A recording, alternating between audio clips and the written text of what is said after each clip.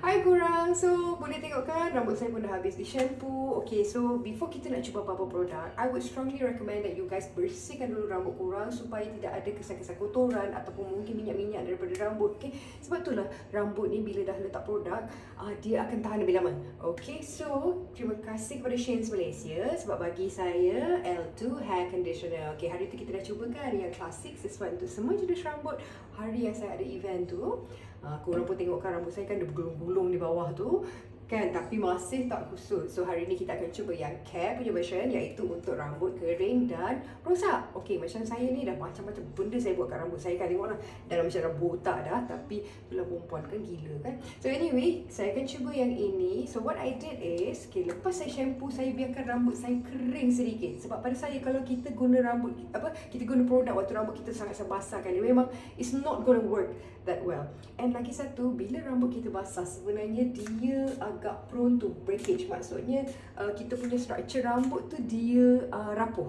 Okay, so sebab tu macam saya, kalau kita pakai leave-in conditioner macam ni kan, saya akan pakai sedikit saja, tak payah banyak-banyak.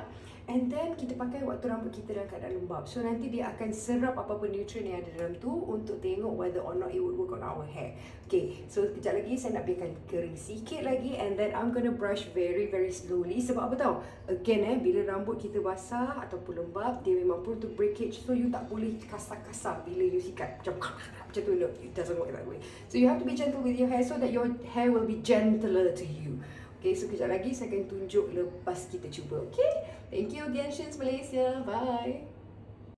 Weh korang, ini adalah rambut saya selepas gunakan Lakme L2 Hair Conditioner yang care punya ya, untuk dry and damaged hair.